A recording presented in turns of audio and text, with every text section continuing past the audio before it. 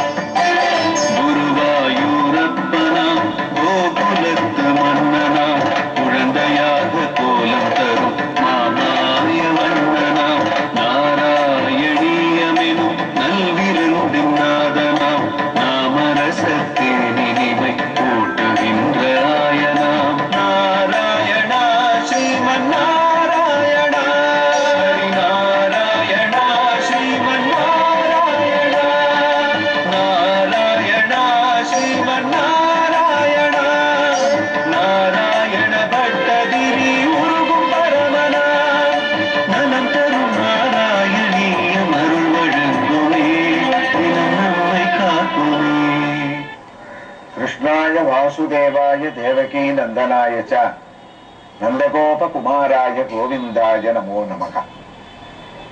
நம்முடைய குருவாயூரப்பனுடைய பிரபாவத்தை கேட்டுக்கொண்டிருக்கக்கூடிய நலம் தரும் நாராயணீயம் கடந்த பகுதிகளில் நாராயணீயத்தினுடைய காவியத்தினுடைய சிறப்பு, காவிய நாயகனான குருவாயூரப்பன் எழுந்தருளி இருக்கக்கூடிய குருவாயூர் கஷேத்திரத்தினுடைய பெருமைகளோடு நம்ம ஆரம்பிச்சிருக்கோம்.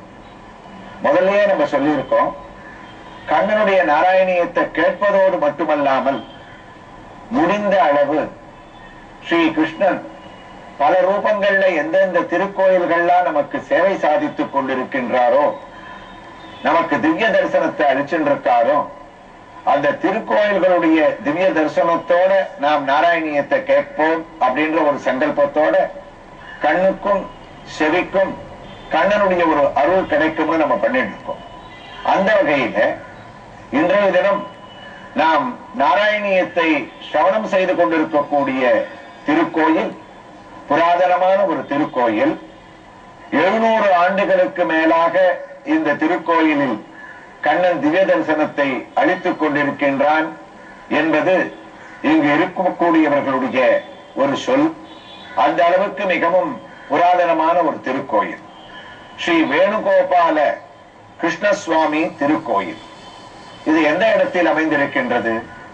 சென்னை மாநகரத்தில் மிகவும் பழமை வாய்ந்த இந்த ஒரு திருக்கோயில் பவளக்கார தெரு, ஸ்ரீ கிருஷ்ணன் கோயில் தெரு சந்திக்கக்கூடிய இடத்தில், அதாவது முத்தையால்பேட்டை என்று பக்தர்கள் சொல்லக்கூடிய முத்தையால்பேட்டை கிருஷ்ணன் கோயில், மன்னடி கிருஷ்ணன் கோயில் என்று பலவாறு அழைக்கக்கூடிய இந்த ஸ்ரீகிருஷ்ணன் பீச் ஸ்டேஷனில் இருந்து வெகு சமீபத்திலும், சென்னை பிராட்வேயிலிருந்து கிட்டத்தட்ட 1 கிலோமீட்டருக்குள்ளும் அழகாக இங்கு கோயில் கொண்டிருக்கின்றார். சுவாமியினுடைய அந்த திவ்ய தரிசனத்திற்காக நாம் கம்பீரமான ராஜகோபுரத்தை தாண்டி உள்ளே நுழைகின்றோம். அந்த ராஜகோபுரத்தின் 2 பக்கங்களிலேயும் அழகாக ஸ்ரீராமனுடைய அவதாரம், ஸ்ரீகிருஷ்ணனுடைய அவதாரம் இரண்டும் கலந்து ராமன் சீதையை விவாகம் செய்து கொள்வதற்காக அந்த காலகட்டத்திலே கையால் எடுத்தது கண்டனர், காதால் இட்டது கேட்டனர் என்று அவன் வில்லை வளைக்கக்கூடிய ஒரு நிகழ்ச்சியையும், ஜனகர் சீதையினுடைய திருத்தகப்பனார் தன்னுடைய பெண்ணான சீதையை ராமனுக்கு விஸ்வாமித்திரருடைய முன்னிலையிலே கன்னிகாதானம் செய்து கொடுக்கக்கூடிய ஒரு வைபவத்தையும், ஸ்ரீராமபிரான் அரக்கர்களை அழிப்பதற்காக கோதண்டராமனாக வில்லை எய்தக்கூடிய ஒரு காட்சியையும், ஸ்ரீகிருஷ்ணனுடைய காளிங்க நர்த்தனத்தையும், அதே சமயத்திலே மற்றொரு பக்கம் பொல்லாவரக்கனை கிள்ளி களைந்த கண்ணன் அதற்கு முன்னால் புள்ளின் வாய் கீண்டான் என்ற ஒரு பெரிய தத்துவத்தோடு அவனுடைய பகாசுர வதத்தினுடைய காட்சிகளையும், அவன் புன்னை மரத்தின் மேல் ஏறி நின்று அங்க இருக்கக்கூடிய கோபிகைகளுடைய வஸ்திராபகரணம் செய்த கண்ணனுடைய பலவிதமான லீலைகள், பார்த்த சாரதியாக பகவான் இந்த கோபுரத்திலே காட்சியளிக்கக்கூடிய வைபவம் அனைத்தையும் பார்த்து நாம் பக்தி பரவசத்துடன் உள்ளே நுழைந்தால் வழக்கம் போல எல்லா ஆலயங்களிலேயும் இருக்கக்கூடிய கொடிக்கம்பம் இந்த வேணுகோபால சுவாமியினுடைய திருக்கோயிலிலேயும் நம்மை வரவேற்கின்றது. கொடிக்கம்பத்திலே நம்முடைய அஞ்சலியை செலுத்திவிட்டு சற்றே நிமிர்ந்தோமேயானால் அங்கு எதிரே அழகாக மகாவிஷ்ணுவானவர் தன்னுடைய சயன கோலத்திலே மகாலட்சுமியானவள் அவருடைய திருவடியை சரணாகதி செய்து கொண்டு மெதுவாக வருடிக்கொண்டு பிடித்துக் கொண்டிருக்க, அவருடைய நாபி கமலத்திலே நம்மையெல்லாம் படைத்த பிரம்மதேவனானவன் 4 முகத்தோடும் நம்மை வரவேற்கக்கூடிய அற்புதமான ஒரு காட்சியோடு பலிபீடத்தை தாண்டி எம்பெருமானுடைய திவ்ய தரிசனத்திற்காக உள்ளே நுழைகின்றோம். இந்த இடத்தில்தான், இந்த புராதனமான திருக்கோயிலில் இருந்து தான் இன்றைய தினம் நாராயணியத்தினுடைய ஒரு பகுதியை நாம் கேட்க இருக்கின்றோம். நாராயணியத்திற்கு நாம் வருவோம். நாம் மானசீகமாக குருவாயூர் கஷேத்திரத்தில் இறங்கி நாராயணியத்தை எழுதியவர் மேல்பத்தூர் நாராயண பட்டத்திரி. அந்த நாராயணியமானது எழுதப்பட்டாலும் பிற்காலத்தில் உபன்யாச சக்கரவர்த்தியான பிரம்மஸ்ரீ அனந்தராம தீட்சிதர் என்பவர் மூலமாகவும் ஸ்ரீவத்ச ஜெயராம சர்மா என்பவர் மூலமாகவும் சங்கீத உலகத்தில் செம்பை வைத்தியநாத பாகவதர் மூலமாகவும் தமிழ்நாட்டிலிருந்து எந்தெந்த மகனீயர்கள் இதனுடைய பெருமையை பறைசாற்றி அனுபவபூர்வமாக குருவாயூரப்பனுடைய பெருமையை உணர்ந்தார்கள் என்றெல்லாம் நாம் கேட்டோம். இப்போது குருவாயூருக்குள் நுழையும் போது அங்கே எதிரே பெரிய கருட பகவான் நம்மை வரவேற்கக்கூடிய அழகான காட்சி. எல்லா விஷ்ணு ஆலயங்களிலேயும் கருட பகவான் கையை கூப்பிக் கொண்டு மகாவிஷ்ணுவை தரிசித்தவாறே அமர்ந்திருப்பார். குருவாயூரிலோ ஒரு வினோதமான ஒரு திருக்கோலம். கருட பகவான் இல்லாமல் மகாவிஷ்ணுவானவர் இல்லை. அவர் எந்த இடத்திற்கு பக்தர்களை காப்பாற்றுவதற்காக சென்றாலும் யானையின் துயரம் தீர புல்லூர்ந்து சென்று நின்று ஆழி தொட்டான் என்று ஆழ்வாருடைய மங்களாசாசனம். வேகமாக யாரை காப்பாற்றுவதாக இருந்தாலும் கருடனுடைய உதவி அவருக்கு தேவையாக உள்ளது. வைஷ்ணவ சம்பிரதாயத்திலே கருடன் பெரிய திருவடி என்று போற்றப்படுவராக இருக்கின்றார். அவர் மற்ற ஆலயங்களிலே மகாவிஷ்ணுவை நோக்கி கைகூப்பிய வண்ணமாக தாசபூதனமாக எழுந்தருளி இருப்பார். ஆனால் குருவாயூரிலோ நாம் நுழையும் போது கண்ணனுடைய உத்தரவை சிரசாய் மேற்கொண்டு வரக்கூடிய பக்தர்களான நம்மை கைகூப்பி வரவேற்கக்கூடிய பெரிய கருடனை பார்க்கின்றோம்.